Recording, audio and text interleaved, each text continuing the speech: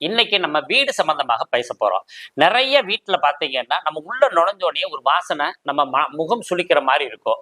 நீங்க அத உணர முடியாது. ஏன்னா, அந்த வீட்டுக்குள்ளேயே இருக்கிறவங்க, அந்த வாசனை சுவாசம் பண்ணி நம்ம மூக்கு வந்து அதுக்கு அடிமையாயிரும். அப்படின்ற மாரி ஒரு விஷயம் உண்டு. இப்ப இந்த வீடு வந்து சுபிட்சம் அடையணும், நல்ல ஒரு மகாலட்சுமி கடாட்சம் கிடைக்கணும் அப்படின்னா என்ன செய்யணும் அப்படின்னா, முடிஞ்ச வரைக்கும் வெள்ளி, செவ்வாயில வந்து வீடு கழுவுறத தவிர்க்கணும். அதே மாதிரி ஒருத்தர் பயணம் பெறப்பட்டு போனதுக்கு பின்னாடி வீடு கழுவக்கூடாது. இதையும் ஞாபகம் வச்சுக்கோங்க. இப்ப நமக்கு என்ன செய்யணும் அப்படின்னா, கல்லு உப்பு, படிகாரம், அதே மாதிரி இந்த கல்லு உப்பை நம்ம தண்ணியில போட்டு அதை வச்சு வீடு துடைக்கலாம். பச்சை கற்பூரம் போட்டு வீடு துடைக்கலாம். இது ரெண்டையும் நம்ம வீடு துடைக்கிறதுக்காக வச்சுக்கிறணும். அதே மாதிரி வெள்ளிக்கிழமை, செவ்வாய்க்கிழமை கட்டாயம் தூப தீபங்கள் காட்டணும். எப்படின்னா, மருதாணி பவுடரும் குங்குளியமும் வியாபார ஸ்தலங்கள்ல போட்டா ரொம்ப பெருகும்.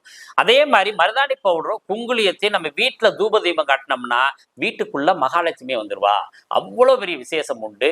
நம்ம பத்தி பத்த வைக்கிறது, சூடம் காட்டுறது, சாம்பிராணி போடுவது, இதெல்லாம் ரொம்ப முக்கியமான தகவல். அதே மாதிரி வீட்டுக்கு பூஜை அறைக்கு எல்லாமே சூடம், சாம்பிராணி, பத்தி காட்டுற மாதிரியே வீடு ஃபுல்லா நம்ம காட்டிட்டு வரணும். வீட்டுக்கு வெளியில, கேட்டுக்கு வெளியில போய் சூரியனுக்கு காட்டிட்டு, அதே மாதிரி வீட்டு வாசல்ல கேட்டுக்கு முன்னாடி 3 சுத்து வலமாகவும் 3 சுத்து இடமாகவும் சுத்திட்டு வந்தோம்னாவே நமக்கு வீடு வந்து ஒரு நல்ல மகாலட்சுமி கிடைச்சிரும். பெரிய விசேஷம்.